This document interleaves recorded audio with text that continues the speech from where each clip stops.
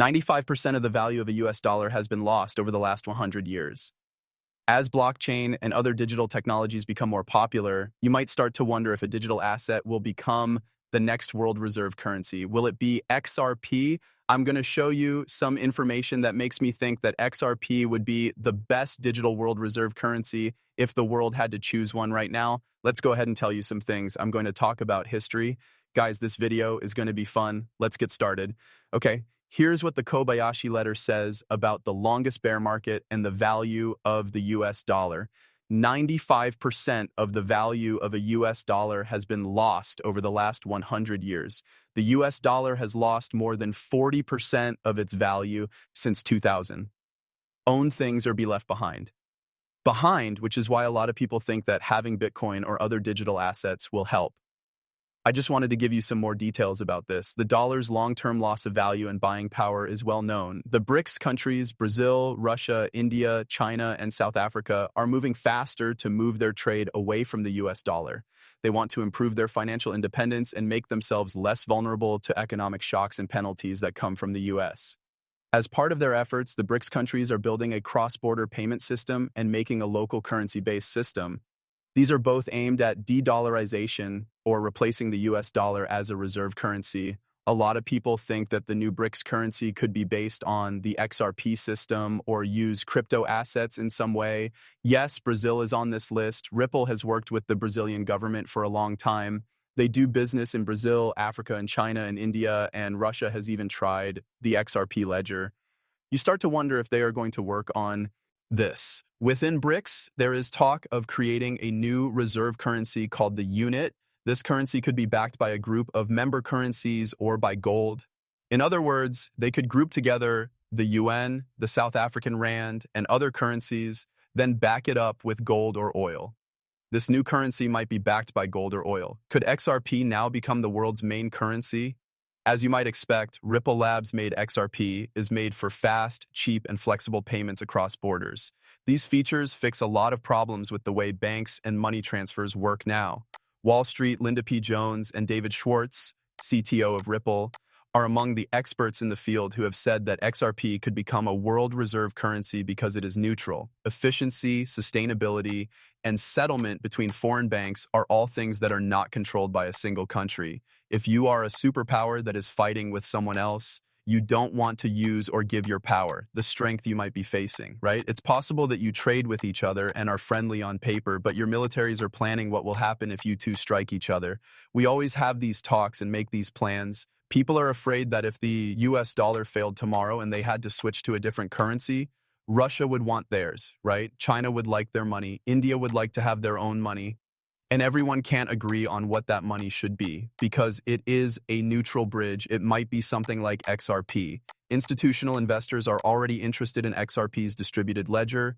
Banks and payment providers are trying or adopting Ripple's technology as a bridge asset for liquidity settlement. Talks about how XRP could have a real-world effect on the economy.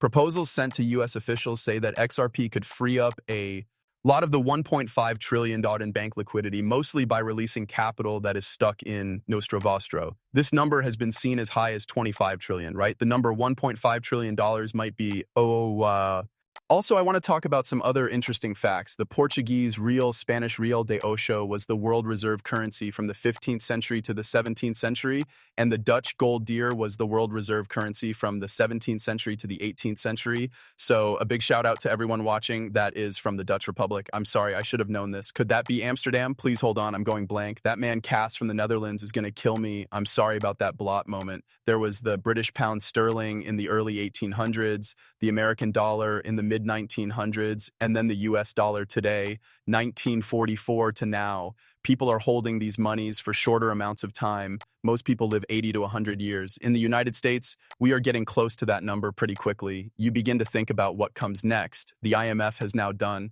According to IMF documents, research, papers, and other materials, the new world reserve currency is very real and will happen soon. This is the dark horse idea that has recently been discussed as a possible new world reserve currency that would probably be based on the standard drawing rights, SDR, and most importantly, who was in charge of it, right? Who will be in charge of it? Without a strong government to back it, Any kind of world reserve currency, whether it's based on the SDR or created from scratch, would have a hard time getting even a basic level of respect. That's why you start to think, could that SDR ripple? Let me quickly show you this. Or that they agreed to follow a set of rules with other countries around the world. To follow them. The banking system is always what holds a world order together. At the moment, I believe the world is about to go through a big change. We are about to, and I'll say it out loud, get rid of the old way of keeping track of money and budgeting and start using a new one. For a long time, everyone has been saying that the dollar will die. Blockchain is the name for the new way of keeping track of money. It refers to digital, having a means. There will be a nearly perfect record of every transaction in the market, which will help us understand what's going on a lot better. There are also huge risks to the balance of power between people and states. It seems to me that if we want to have digital money, we will need a digital law of human rights. On top of that, this new money will be national. The thing that most people think of as digital money is crypto, closed off. There is a lot of instability and doubt in the world right now, making it hard to talk about the new order we're entering. This is only the second time in my lifetime that I have seen the giants actually threaten nuclear war. Man, doesn't everyone want power? Everyone wants to have the look. The IMF is talking about the real possibility of a world reserve currency. They are mostly talking about digital assets and technologies that are linked to them. Because of their research and the opinions of experts, the discussion is now turned to digital money, digital currencies issued by central banks, tokenized assets, stable coins, or even a digital form of special drawing. So I didn't even talk about XRP here. I asked what technology that confusion thinks that if the IMF had to choose between a new world reserve currency and an ESDR, what digital asset would they choose? You got it. I'll show you. It does talk about digital currencies issued by central banks, IMFCs, and CBDCs as being important parts of the future international system, especially for making payments across borders, bringing more people into the financial system, and spreading policy. It is said that most of the world's big rel banks are looking into or building their own CBDCs, and making it easy for digital currencies to work with each other and grow are top priorities. How does this all fit together? If each that's why the system doesn't work, right? With Swift, everything is kept separate, right? There is no way for things to join. It's because everyone is sending different messages that we switch to ISO 2022. Everyone is also doing different things. For value to flow freely across countries, everyone needs to be on the same page and doing the same thing. This is called interoperability. There has been a lot of talk about tokenized ESDRs and how the IMF could promote a multi-currency digital asset, also known as a digital reserve asset, that would be backed by a basket of major currencies. ESDRs could use blockchain technology to make issuing, tracking, and changing the supply easier, and they would be politically neutral if they were run by a group of central banks and private sector actors through a group of central banks or private sector players. What does the phrase private sector in your mind mean? It sounds a lot like Ripple, right? Circle, that's where the business world comes in. Banks aren't very good at making new technology. They go out into the world and work with businesses to bring the best technology to the public eye. We have seen the same thing happen over the last few years when we tested the XRP ledger, the XLM ledger, and the Hedera HBAR ledger. Let's talk about permission networks that can work with each other. The IMF and central banks stress the need for technologies that allow safe and interoperable settlement around the world instead of private chain solutions that are broken up. So, private chains used to be a big deal. It's important that we keep everything secret. Banks and central banks are now willing to look at public blockchains. Both of those things could be found in the XRP record, right? Ripple has private ledgers for central banks that want to build CBDCs on a large scale. You can keep all of those interactions secret, but if you want to make a retail CBDC, you can make the XRP ledger public. This has led to ideas for permissioned distributed ledger technologies that have strong identity, verification, and payment systems, which could include Ripple and Stellar. It knows, right?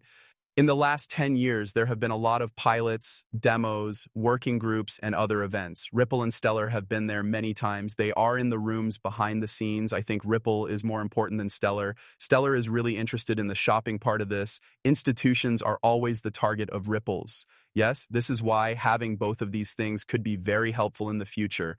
Which assets like Stellar XLM are often talked about as the best ways to connect traditional banks to blockchain because they are fast, efficient, and have a history of working with institutions to make cross-border payments and